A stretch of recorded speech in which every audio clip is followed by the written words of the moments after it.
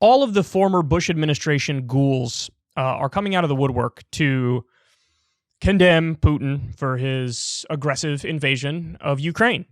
And this has led to many moments which are just flat out astounding.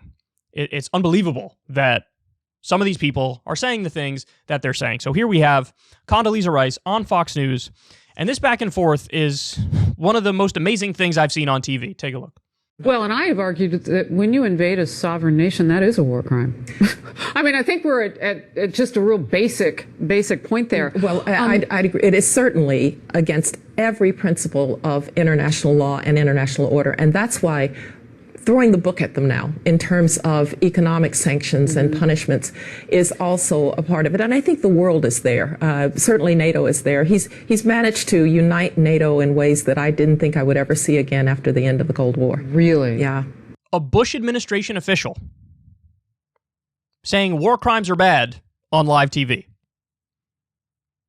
Part of an administration that committed war crimes, a number of war crimes. She, by the way, was one of the leaders in pushing for the illegal and offensive invasion of Iraq. Now on TV, wagging her finger and saying, this is a wanton violation of international law and it's unacceptable. We obviously need to do all the sanctions under the sun. Well, then the U.S. should have gotten all the sanctions under the sun put on us when we illegally and offensively invaded Iraq.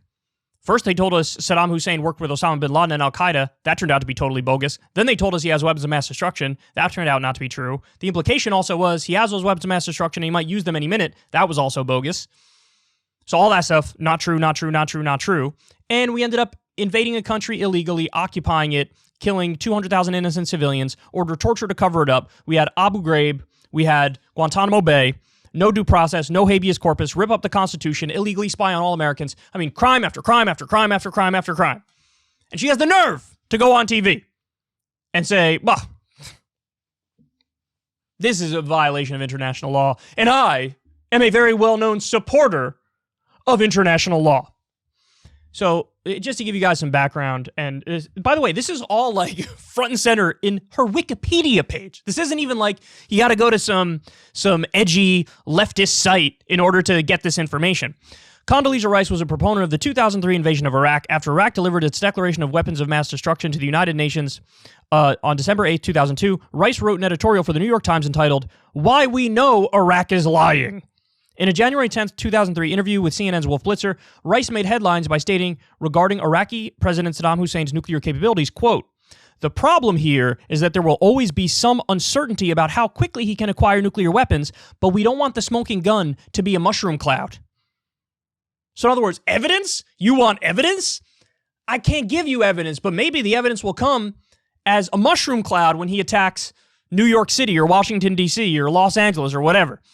We can't wait for that evidence. We got to act now. We got to invade. We got to violate international law. We have to do it when it's about us. When it's Putin, no. He doesn't have to do it and he shouldn't do it. In October 2003, Rice was named to run the Iraq Stabilization Group to, quote, quell violence in Iraq and Afghanistan and to speed the reconstruction of both countries. By May 2004, the Washington Post reported that the council had become virtually non-existent. So she was supposed to do this Iraq Stabilization Group, and she didn't even do it. By the way, I wonder where the funds went for that agency. Leading up to the 2004 presidential election, Rice became the first national security advisor to campaign for an incumbent president. She stated that while, quote, Saddam Hussein had nothing to do with the actual attacks on America, Saddam Hussein's Iraq was a part of the Middle East that was festering and unstable and was part of the circumstances that created the problem on September 11th. So even though they didn't have anything to do with 9/11, I'm just going to say they still kind of had something to do with 9/11 because they're unstable and bad and it's a dictatorship, yada, yada, yada. We support 73% of the world's dictatorships. We used to support Saddam at the height of his atrocities against the Kurds. Shameless liars. Shameless liars. Now, understand something. I'm not doing this segment to feed into this notion of whataboutism, to deflect from what Putin is doing, because I'm clear, I'm on the record, what Vladimir Putin is doing is imperialism. It's aggression. There is no scenario where only NATO expansion explains what Putin is doing. If it's about NATO expansion, why the hell did Vladimir Putin just raise his nuclear security level, thereby effectively threatening innocent people all around the world? That's not just about NATO. In his own speech, he admits it's not just about NATO. It's not. In fact, but the parallels are striking between one of the reasons for Putin's invasion of Ukraine and Bush's invasion of Iraq. We just talked about this in a previous segment. Why did the U.S. go into Iraq? Well, one of the reasons was imperial ambitions. There was also geostrategic control of a vital region. We couldn't control Saddam anymore. Previously, we could. We couldn't anymore. He invaded Kuwait, so we thought he was a loose cannon. And oil. Well, why is Putin invading Ukraine? He admitted half of his speech was about imperial ambitions, wanting to reconstitute some semblance of the glory of the former Russian Empire.